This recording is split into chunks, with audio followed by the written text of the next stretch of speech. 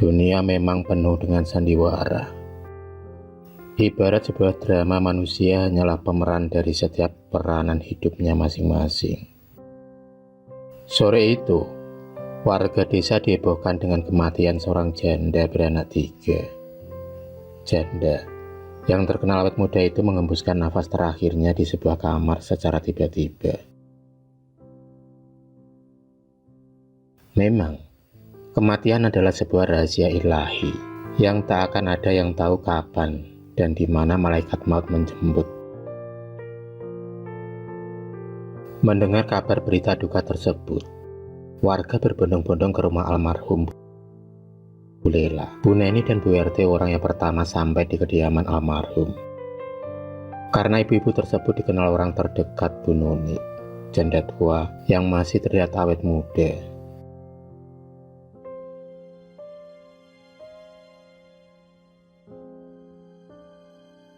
Semasa hidup, Bu Nuni sering menghabiskan waktu bersama mereka, dan warga desa sering menyebutnya Mama Sosialita.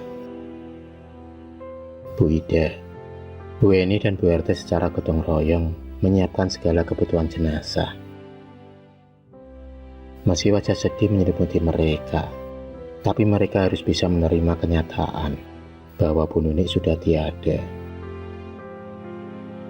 Keanehan pun muncul ketika memandikan jenazah Bu Nuni. Ternyata jenazah Bu Nuni penuh belatung yang keluar dari mulut Bu Nuni. Tak hanya itu saja, Bu RT juga mendapati hewan melata berupa kelabang merayap mendekati jenazah Bu Nuni. Dengan sigap, mereka berusaha menutupi kejadian-kejadian aneh tersebut. Karena sudah pasti akan menjadi berita yang menghebohkan seantero desa. Dosa apa yang telah diperbuat Bu Nuni selama hidupnya, hingga dia mengalami azab yang mengerikan di akhir kematiannya? Karena pasalnya, Bu Nuni itu terkenal orang yang baik dan ramah. Bahkan dia sering menyumbangkan sebagian penghasilannya ke panti asuhan.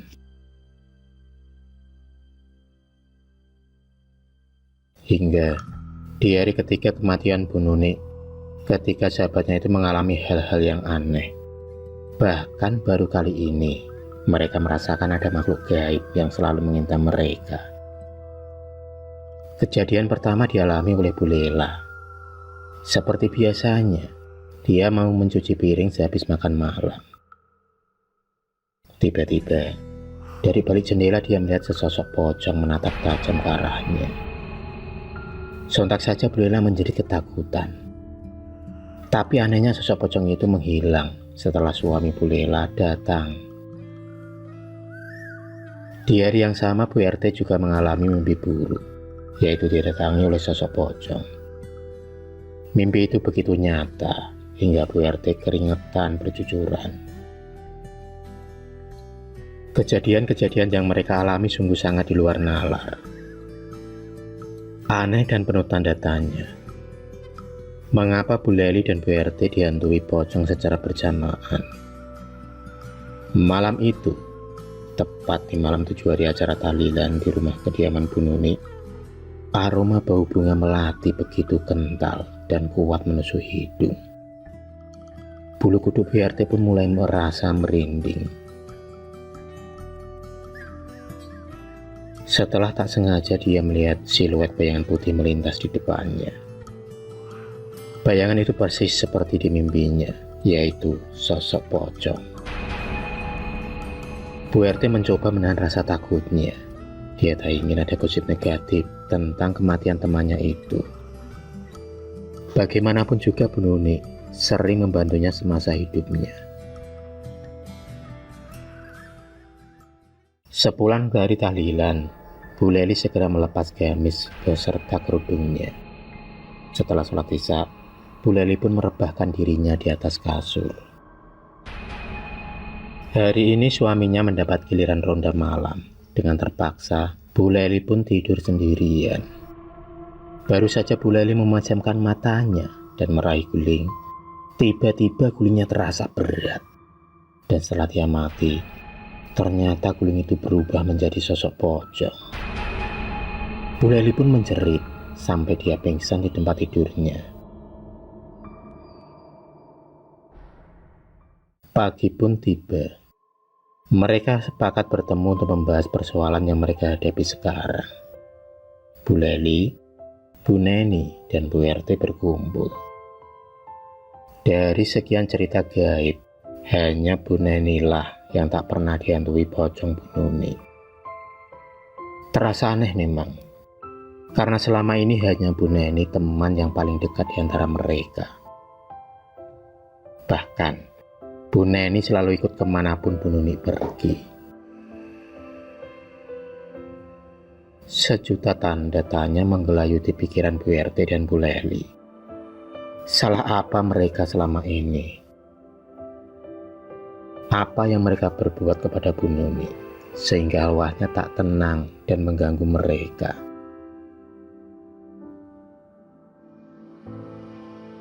Dengan berpura-pura mengalihkan pembicaraan, Bu Neni lalu minum air sampai 1 gelas pun habis. Wajahnya menjadi berkeringat seolah ada ketakutan dan sebuah rahasia yang disembunyikan. Bu Neni kemudian pulang terlebih dahulu dengan sebuah alasan, berpindah dari peraduan. Bintang-bintang mulai menampakkan diri. Malam itu, Bu RT masih merasakan aura kemistisan. Dia tak berani tidur sendirian, karena kebetulan malam itu Pak RT ada rapat dengan warga. Bu Leli kemudian menawarkan diri untuk menemani Bu RT. Jam pun menunjukkan pukul 9 malam. Mereka berdua masih nonton TV bersama. Tiba-tiba, suruh Bu Neni tanggung jawab dan minta maaf. suara lembut itu pun berhembus. Sejenak mereka saling bertatapan dan butuh keberanian untuk menoleh ke belakang. Dan pada akhirnya mereka pun berdua memberanikan diri bertatapan langsung dengan sosok arwah Bu Nuni. Mereka kemudian menoleh lantaran kata-kata yang terucap dari pocong tersebut. Dan setelah menoleh, pocong itu pun menghilang. Di sisi lain, Bu Neni masih selalu ketakutan. Sebenarnya, dia juga sering dihantui oleh arwah Bu Nuni. Hanya saja dia tak berterus terang kepada kedua temannya. Dia tak ingin rahasianya terbongkar. Pagi pun tiba. Bu RT dan Bu Leli segera mengunjungi rumah Bu Neni untuk meminta penjelasan kenapa arwah pocong Bu Nuni menitip suatu pesan untuk Bu Neni. Setelah berkilah beberapa jam, akhirnya Bu Neni pun menceritakan kejadian 4 tahun yang lalu, di mana Bu Neni mengajak Bu Neni pergi ke rumah seorang dukun yang bertempat di lereng gunung. Bu Nuni meminta Mbah Dukun untuk memberikan ramuan awet muda. Faktor umurlah yang membuat kulitnya menjadi keriput. Itu alasan Bu Nuni mencari Mbah Dukun. Setelah permintaannya diterima, Mbah Dukun itu pun kemudian memberikan syarat yang tak masuk akal, yaitu dengan mencuri 7 kain kafan bayi yang baru lahir. Setelah terkumpul, kain kafan itu akan dijahit dan dijadikan sebuah pakaian. Dari pakaian kain kafan itulah aura cantik akan terpancar dengan sendirinya. Tapi ilmu itu akan musnah bila ada seseorang yang membuka rahasianya. Dan selang beberapa bulan kemudian, kain kafan itu pun akhirnya terkumpul sebanyak 7 helai. Tanpa pikir panjang, Bu Nuni pun segera menjahit, dan setelah diberi laparan khusus, pakaian kain kafan itu pun disimpan di sebuah peti khusus. Dan pakaian tersebut akan dipakai bila bulan purnama tiba. Tentunya dengan ritual-ritual lainnya. Dan benar saja, wajah keriput Bu Neni tak terlihat lagi. Wajahnya mulus tanpa noda. Dia tampak awet muda dan selalu terpancar di wajahnya, meski usianya menginjak kepala 5.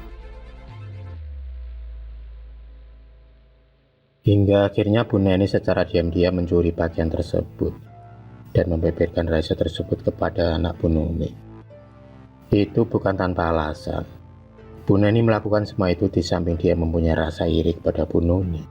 Bu Neni juga tak ingin sahabatnya itu terjerumus pada ilmu sesat yang lebih dalam lagi.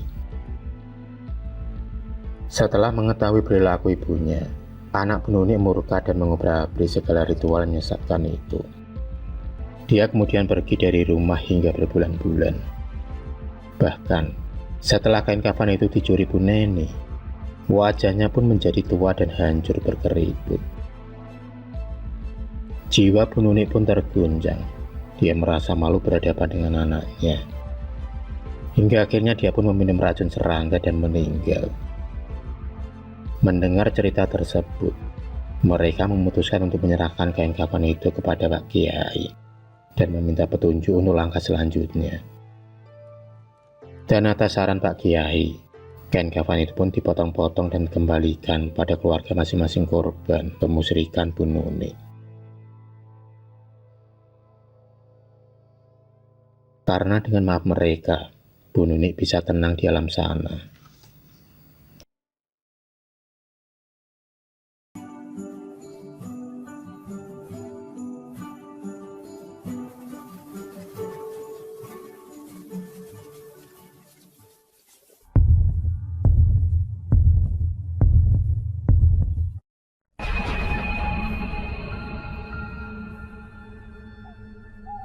Terima kasih sudah menonton video cerita bergambar ini.